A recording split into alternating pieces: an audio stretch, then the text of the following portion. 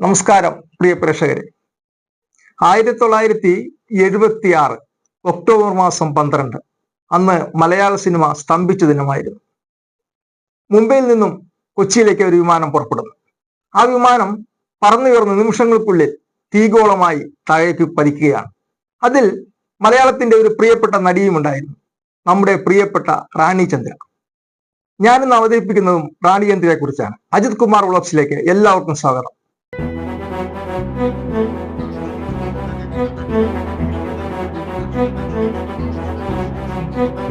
1949 കാന്തിമതിയുടെയും ചന്ദ്രന്റെയും മകളായി ഫോർട്ട് കൊച്ചിയിൽ ജനിക്കുകയാണ്. ഫോർട്ട് കൊച്ചിയിലെ ഗേൾസ് സ്കൂളിലാണ് പഠിക്കുന്നത്. അതിനുശേഷം SSLC പാസ്സായതിനു ശേഷം എറണാകുളത്തെ സെന്റ് തെരേസസ് കോളേജിൽ പഠിക്കുകയാണ്. അപ്പോൾ ആ പഠിക്കുന്ന സമയത്ത് ഇടയ്ക്കൊക്കെ നൃത്തം അവതരിപ്പിക്കാൻ പോകുമായിരുന്നു. അതായത് നൃത്തം അഭ്യസിച്ചിരുന്നു ആ സമയത്ത്. അതായിരുന്നു കലയോടുള്ള ആദ്യത്തെ തുടക്കം. അങ്ങനെ കോളേജ് ഫെസ്റ്റിവലിനെല്ലാം നാടകങ്ങൾ അവതരിപ്പിക്കുമായിരുന്നു. അതിലൊക്കെ അഭിനയിച്ച് പരിചയമുണ്ടായിരുന്നു.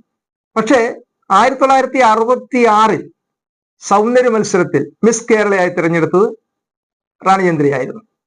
അപ്പൊ ആ പടം മനോരമ ആഴ്ചപ്പതിപ്പിൽ പ്രസിദ്ധീകരിച്ചിരുന്നു 1965. അന്ന് മനോരമ ആഴ്ചപ്പതിപ്പ് വളരെ കത്തി നിൽക്കുന്ന സമയമാണ്. അന്ന് വായിക്കാനല്ലേ കൂടുതൽ ആൾക്കാർക്ക് സമയമുള്ളൂ. ഇതുപോലെ ടിവിയും മറ്റു മൊബൈൽ ഫോണൊന്നും ഇല്ലാത്തൊരു കാലഘട്ടമാണ്. അപ്പൊ അതിലൂടെ ആ പടം PA തോമസ് എന്ന സംവിധായകൻ കാണുവാനിടയായി. അങ്ങനെയാണ് PA തോമസ് സംവിധാനം ചെയ്ത പാവപ്പെട്ടവൾ എന്ന ചിത്രത്തിലേക്ക് അഭിനയിക്കുവാൻ അവസരം കിട്ടുന്നത്. പാവപ്പെട്ടവൾ എന്ന ചിത്രത്തിലെ നായകൻ സത്യനായിരുന്നു. അതിൽ അഭിനയിക്കാൻ ചെന്നപ്പോൾ സത്യത്തിൽ ആദ്യത്തെ സീൻ തന്നെ ഇദ്ദേഹത്തോടൊപ്പമാണ് വന്നത്. നായികയല്ല കേട്ടോ, നായിക വേറെ നടിയാണ്. പക്ഷെ ഇത് ചെറിയ വേഷമാണ്. ഒരു MD മകളായിട്ടാണ്. MD മകളായിട്ട് അതൊരു പ്രണയാഭ്യർത്ഥന, ഇദ്ദേഹത്തോട് ഈ സത്യനോട് പ്രണയം തോന്നുന്ന ഒരു കഥാപാത്രമാണ്. അപ്പൊ അദ്ദേഹം വീട്ടിൽ കയറി വരുന്നു. MD അച്ഛനില്ലെന്ന് ചോദിക്കുന്നു. അച്ഛൻ പുറത്തു പോയി. എന്തിനാ ഇത്ര ധൃതി, ഇവിടെ ഇരിക്കൂ, ഞാൻ ഊണ് കഴിച്ചിട്ട് പോകാന്നൊക്കെ പറഞ്ഞ് വളരെ സ്നേഹത്തിൽ പെരുമാറുന്ന ഒരു കഥാപാത്രം. പക്ഷെ അത് ഒറ്റ ടേക്കിൽ ശരിയായത് ഇദ്ദേഹത്തിന് വളരെ സന്തോഷമുണ്ടാക്കി. അദ്ദേഹം തോളത്ത് തട്ടിയിട്ട് പറഞ്ഞു, വളരെ നന്നായി മോളെ, നീ വളരെ നന്നാകും, നിനക്കൊരു ഭാവിയുണ്ട്. അത് തന്നെയല്ല, എന്റെ കൂടെ ആദ്യം വന്നിട്ടുള്ള എല്ലാവരും ഈ ഇൻഡസ്ട്രിയിൽ വിജയിച്ചിട്ടുണ്ട്, അതുകൊണ്ട് നിനക്ക് നല്ലൊരു ഭാവിയുണ്ട്. ഇത് പറഞ്ഞ് അദ്ദേഹം പുറത്തിറങ്ങി. തൊട്ടുപുറകെ റാണി ചന്ദ്ര ചെല്ലുകയാണ്. സാർ എന്നെ രക്ഷിക്കണം, എനിക്ക് എങ്ങനെയെങ്കിലും പുതിയ പടത്തിൽ സാറിന്റെ അവസരം എനിക്ക് ഉണ്ടാക്കി തരണം. അദ്ദേഹം പെട്ടെന്ന് ചിരിച്ചുകൊണ്ട് പറഞ്ഞ മറുപടി ഇതാണ്, അടുത്ത് വരാൻ പോകുന്ന പടം എന്റേതല്ല, പ്രേംനസീർ അഭിനയിക്കുന്ന 5 സുന്ദരികൾ എന്ന സിനിമയാണ്. അതിലൊരു വേഷം ഞാൻ പറഞ്ഞു നോക്കാം. അത് തന്നെ M കൃഷ്ണൻ നായരാണ് അതിന്റെ സംവിധായകൻ. അത് പറഞ്ഞിട്ട് അദ്ദേഹം പെട്ടെന്ന് കാറിൽ കയറി പുറത്തോട്ട് പോയി. ഇത് കണ്ട് റാണി ചന്ദ്ര നിർദ്വേഷയായി അവിടെ നിന്നു. 5 സുന്ദരികൾ സിനിമയിലെ നായിക ജയഭാരതി ആയിരുന്നു. അതിൽ ഒരു സുന്ദരിയുടെ വേഷമാണ് കൊടുത്തത്. 5 സുന്ദരികൾ എന്നാണ് കഥയുടെ പേര്. പക്ഷേ ആ ഒരു സുന്ദരിയുടെ എന്ന് വെച്ചാൽ അത് സ്വല്പം കഥാപാത്രമേ ഉള്ളൂ, കുറച്ചു നേരത്തേക്കേ ഉള്ളത്, കുറച്ച് സമയത്തേക്കേ ഉള്ളൂ. പക്ഷേ ആ സിനിമ അഭിനയിക്കാൻ ചെന്നപ്പോൾ നസീറുമായിട്ട് നല്ലൊരു അടുപ്പമായി. അപ്പോൾ റാണി ചന്ദ്രയ്ക്ക് തോന്നിയ അത്ഭുതം എന്താണെന്ന് വെച്ചാൽ ഇദ്ദേഹം എത്രയോ വലിയൊരു മനുഷ്യനാണ്. കാരണം ക്യാമറയ്ക്ക് പിന്നിലാണ് ധാരാളം സമയവും. അപ്പോൾ റാണി ചന്ദ്ര ചോദിക്കുകയാണ്, അസിസ്റ്റന്റ് ഡയറക്ടർ ചോദിക്കുകയാണ്, ഈ സാറാണോ ഈ പടം നിർമ്മിക്കുന്നത്? അല്ല. എന്താ മോളങ്ങനെ ചോദിക്കാൻ? അല്ല, അദ്ദേഹം അഭിനയിക്കുമ്പോൾ മാത്രം മുമ്പിൽ വരുന്നു, പിന്നെ ബാക്കിൽ നിന്ന് സംവിധായകരും മറ്റുള്ളവരെ സഹായിക്കുകയാണല്ലോ. അതറിഞ്ഞുകൂടെ? അദ്ദേഹത്തിന്റെ സ്വഭാവം എങ്ങനെയാണ്? ഒരു നിമിഷം വെറുതെ ഇരിക്കുന്നത് ഇഷ്ടമല്ല. ആ ഡയറക്ടറുടെ സഹായിക്കണം അദ്ദേഹത്തിന്റെ പിന്നത്തെ പണി, എല്ലാ പണിയും ചെയ്യുന്ന ഒരു പ്രകൃതക്കാരനാണ്.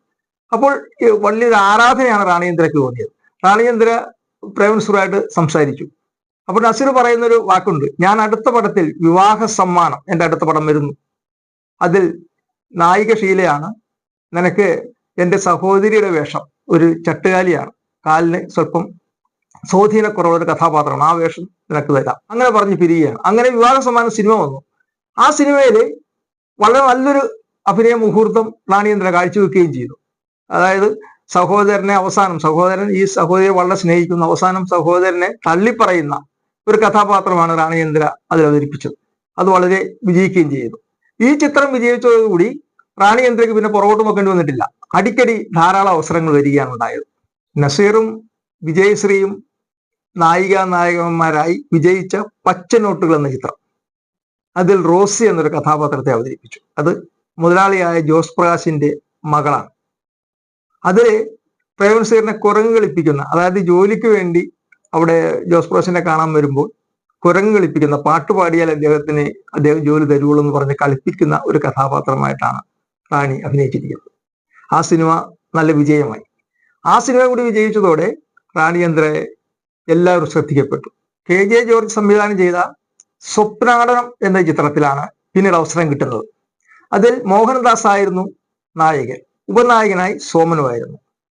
ആ ചിത്രത്തിലെ അഭിനയത്തിന് സംസ്ഥാനം ബഹുമതി ലഭിക്കുകയാണ്.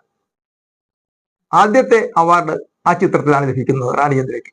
IV ശശിയുടെ ആദ്യ ചിത്രമായ ഉത്സവം, ആ ചിത്രത്തിൽ നായകൻ സത്യം പറഞ്ഞാൽ KP ഉമ്മറായിരുന്നു. രാഘവനും വിൻസെന്റും ഒക്കെ ഉണ്ടായിരുന്നെങ്കിലും നായക സ്ഥാനം അലങ്കരിച്ചത് KP ഉമ്മറാണ്. അപ്പൊ KP ഉമ്മറിന്റെ നായിക കഥാപാത്രമായിട്ടാണ് വന്നത് ലീല എന്ന കഥാപാത്രം. ആ ചിത്രം വളരെ വിജയം നേടി. അതിനുശേഷം IV ശശിയുടെ എല്ലാ ചിത്രങ്ങളിലും ചെറിയൊരു വേഷമെങ്കിലും റാണിചന്ദ്രയ്ക്ക് ഉണ്ടായിരുന്നു. അത്രയ്ക്കൊരു അടുപ്പം അവർ തമ്മിലുണ്ടായിരുന്നു. അത് തന്നെയല്ല, IV ശശി റാണിചന്ദ്രയെ വിവാഹം കഴിക്കുവാൻ ആഗ്രഹിച്ചിരുന്നു. അത് റാണിചന്ദ്രയോട് പറയുകയും ചെയ്തു. പക്ഷെ റാണിചന്ദ്ര ഒഴിഞ്ഞു മാറുകയായിരുന്നു. നമ്മൾ തമ്മിൽ ഉള്ള സൗഹൃദം മതി, വിവാഹം കഴിച്ചാൽ ആ സ്നേഹബന്ധം പോകും എന്ന് പറഞ്ഞ് വിവാഹം കഴിക്കാതെ ഒഴിഞ്ഞു മാറുകയായിരുന്നു. പക്ഷെ എങ്കിലും മരണം വരെ അവരുടെ സൗഹൃദം തുടർന്നു.